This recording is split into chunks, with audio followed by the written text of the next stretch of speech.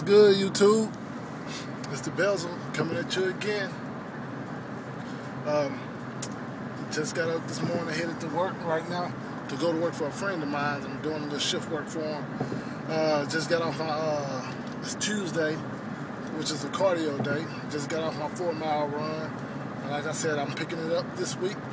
I did 4 miles. Didn't really time myself, but it's just, you know, the mileage that I'm trying to get in. Time, you know, build up my wind.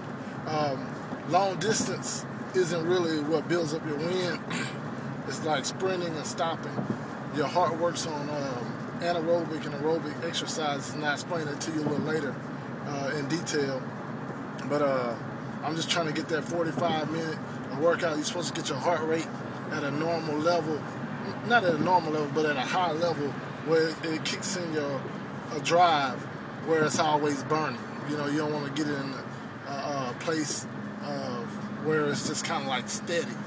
So you always want to keep stressing your heart. That makes it, to make your metabolism kicks up, and your heart requires extra oxygen, and your muscles require extra oxygen for it to work. So in detail, it helps you burn more fat. So it gets it up.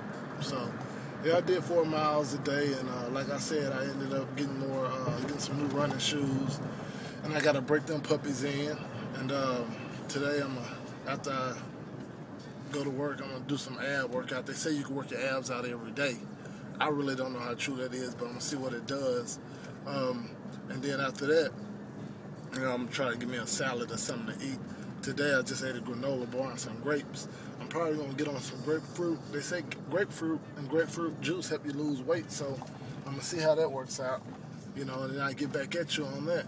But when you're running, you got to get at a pace that, you know, you don't have to run everything fast. You know, even if you run a mile, walk a mile, run half a mile, walk half a mile, but it all boils down to you pushing yourself.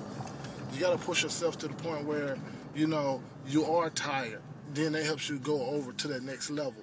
You know, if you never get tired, then you're really not doing anything. If you're never getting out of breath, then you're really not doing anything, because you got to break down to build up. The body in itself is made wonderfully. You know, your body is almost kind of like a if you know the new big trucks and the big cars and the Suburbans and everything, they work off what they call a flex fuel system. You know, after you go so long in one gear, your body, the motor kicks down to 2 barrels instead of 4 barrels, and it burns less gas. And that's what I mean about the aerobic and anaerobic.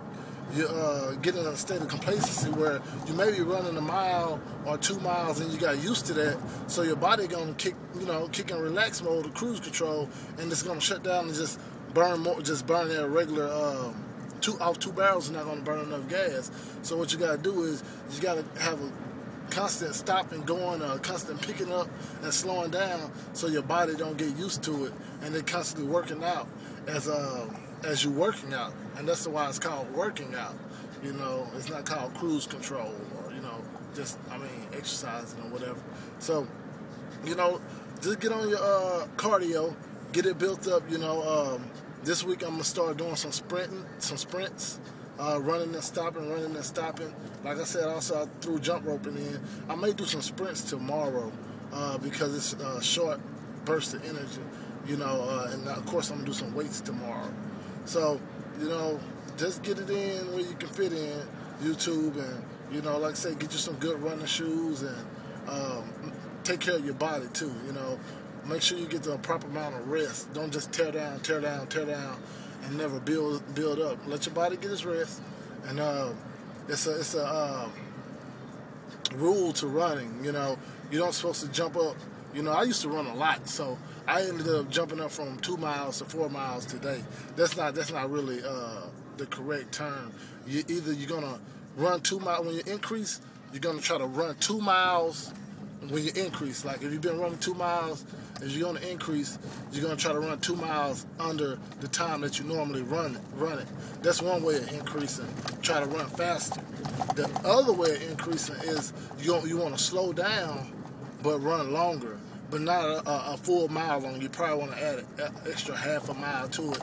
And I'm giving you the proper way, in the healthy way. You know, a lot of people get on them sweatsuits and they get on different types of pills and certain types of diets and styles and things like that, where it's only temporary. You know what I mean? And like I say, you sweat out. When you put the sweatsuits on, all it does is really dehydrates you. It sweats all your electrolytes out. You start cramping up. But as soon as your body replenishes itself, you can put that water weight back on. So a lot of those suits and pills and stuff is for people who want to get in their prom dress, you know, or right before a wedding or right before a big party that they're going to.